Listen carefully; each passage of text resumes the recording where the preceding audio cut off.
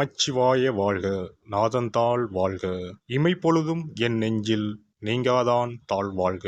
வாழ்க வளமுடன். அனைவருக்கும் இனிய வணக்கங்கள்.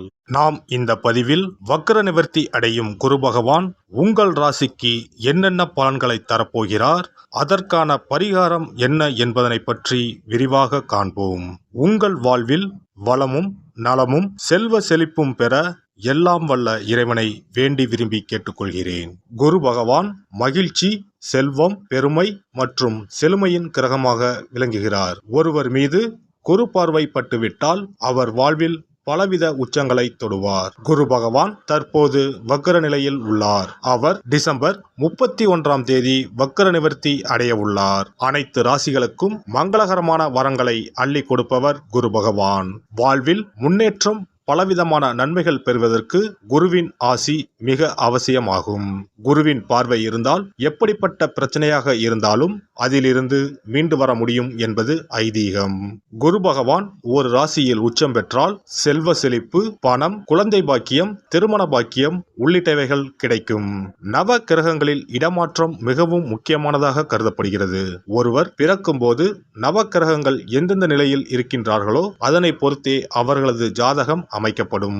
அந்த வகையில் தற்போது மேசராசியில் பயணம் செய்து வரும் குரு பகவான் வரும் டிசம்பர் 31ஆம் தேதி வக்ர நிவர்த்தி அடைகிறார். இதன் காரணமாக வரும் 2024ஆம் ஆண்டு 12 ராசிகளுக்கும் குரு பகவானின் தாக்கம் ஏற்படுகிறது. ஒரு சில ராசிகள் சிறப்பான பலன்களை பெறப்போகின்றனர். அது எந்தெந்த ராசிகள் என்பது குறித்து தெரிந்து கொள்வோம். கும்பராசி அன்பர்களே, உங்கள் ராசியில் தற்போது குரு பகவான் 3ஆம் இடத்தில் பயணம் செய்து வருகிறார். வரக்கூடிய புத்தாண்டில் இருந்து 4ஆம் வீட்டில் சஞ்சாரம் செய்ய உள்ளார். அதன் காரணமாக உங்களுக்கு யோகம் கிடைக்க உள்ளது. பணம் சம்பந்தப்பட்ட விஷயங்களில் இருந்த சிக்கல்கள் அனைத்தும் விலகப் போகின்றது. நண்பர்களின் முழு ஆதரவும் உங்களுக்கு கிடைக்கும். கணவன் மனைவிக்கு இடையே அன்பு அதிகரிக்கும். செலவுகள் ஏற்பட்டாலும் வரவிற்கு எந்த குறையும் இருக்காது. தொழிலில் நல்ல முன்னேற்றம் உண்டாகும். வியாபாரத்தில் சிக்கி கிடந்த லாபம் உங்களை தேடி வரும். வேலை செய்யும் இடத்தில் பதவி உயர்வு மற்றும் சம்பள உயர்வு கிடைக்க வாய்ப்பு உள்ளது. பதுங்கி வாழ்ந்த நீங்கள் இனி வெளிச்சத்திற்கு வருவீர்கள். நிம்மதி பிறக்கும்.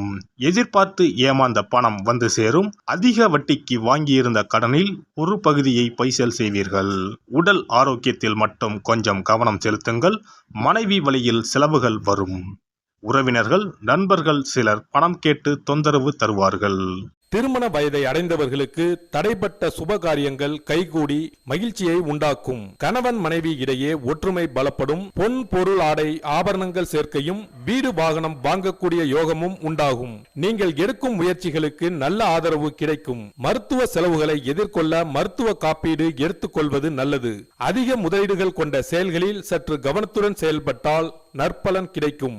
உடல் ஆரோக்கிய ரீதியாக சிறு சிறு பாதிப்புகள் ஏற்பட்டாலும் எதையும் எதிர்கொண்டு தெம்புடன் செயல்படுவீர்கள். பண வரவுகள் சிறப்பாக இருப்பதால் குடும்ப தேவைகள் அனைத்தும் பூர்த்தியாகும். கடன்கள் யாவும் படிப்படியாக குறையும். ஆன்மீக தெய்வீக காரியங்களில் ஈடுபாடு உண்டாகும். தெய்வ தரிசனங்களுக்காக பயணங்களை மேற்கொள்வீர்கள். பணம் கொடுக்கல் வாங்கல் சரளமான நிலையில் இருக்கும். கொடுத்த கடன்களும் தடையின்றி வசூலாகும். மனதை உறுத்திய சில பிரச்சனைகளுக்கு தெளிவான முடிவு கிடைக்கும். வழக்கு தொடர்பான விஷயங்களில் எதிர்பார்ப்புகள் நிறைவேறும். மனதில் இருந்து வந்த சஞ்சலங்கள் நீங்கி தெளிவு பிறக்கும். புதிய வாகனம் வாங்குவது தொடர்பான எண்ணங்கள் கைகூடும். தடைப்பட்ட உத்தியோகம் தொடர்பான பணிகளை செய்து முடிப்பீர்கள். மனதில் புதுவிதமான இலக்குகள் பிறக்கும். குடும்ப உறுப்பினர்களிடம் இருந்து வந்த கருத்து வேறுபாடுகள் நீங்கும். பொருளாதாரம் தொடர்பான விஷயங்களில் மாற்றமான சூழ்நிலைகள் காணப்படும். பண வரவுகளில் இருந்து வந்த தடை தாமதங்கள் நீங்கும். சேமிப்பினை மேம்படுத்துவதற்கான வாய்ப்புகள் அமையும். மூத்த சகோதரர்கள் ஒத்துழைப்பாக செயல்படுவார்கள். உடல் ஆரோக்கியம் தொடர்பான சிக்கல்கள் குறையும்.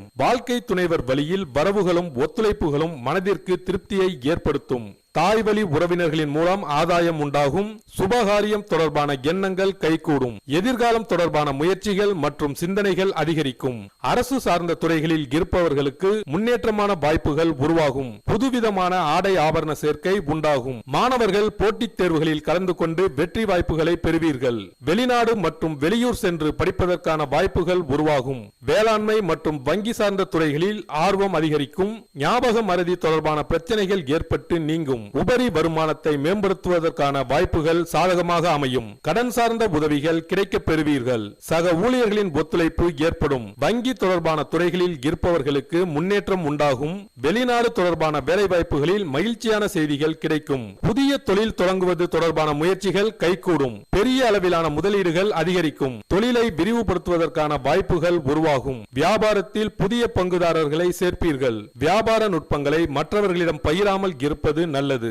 கால்நடை தொடர்பான பணிகளில் லாபம் உருவாகும். பூக்கள் மற்றும் வாசனை திரவியங்களின் மூலம் மேன்மை ஏற்படும். அரசியல் சார்ந்த பணிகளில் இருப்பவர்களுக்கு புதிய பொறுப்புகளும் கௌரவ பதவிகளும் கிடைக்கப் பெறுவீர்கள். தலைமை பொறுப்பில் இருப்பவர்களிடம் இருந்து வந்த கருத்து வேறுபாடுகள் நீங்கி ஒற்றுமை உண்டாகும். பலதரப்பட்ட மக்களின் ஆதரவு கிடைக்கப் பெறுவீர்கள். கலை சார்ந்த துறைகளில் இருப்பவர்களுக்கு புதிய வாய்ப்புகள் கிடைக்கும். சிறு மற்றும் பெரும் பணிகளில் இருப்பவர்களுக்கு பொறுப்புகளும் கீர்த்திகளும் ஏற்படும். வர இருக்கின்ற குரு பயிற்சியின் மூலமாக தமக்கு எதிராக செயல்பட்டவர்களை வீழ்த்தி பிரச்சனைகளுக்கு தீர்வுகளை கண்டு புதிய இலக்குகளை நிர்ணயம் செய்வீர்கள். புதிய நபர்களிடம் குடும்ப விவகாரங்களை பகிர்வதையும் வாக்குறுதிகள் கொடுப்பதையும் தவிர்ப்பது நல்லது. வியாழந்தோறும் லட்சுமி நரசிம்மரை வழிபாடு செய்து வர முன்னேற்றமான சிந்தனைகளும் அதற்குண்டான உதவிகளும் கிடைக்கப் பெறுவீர்கள்.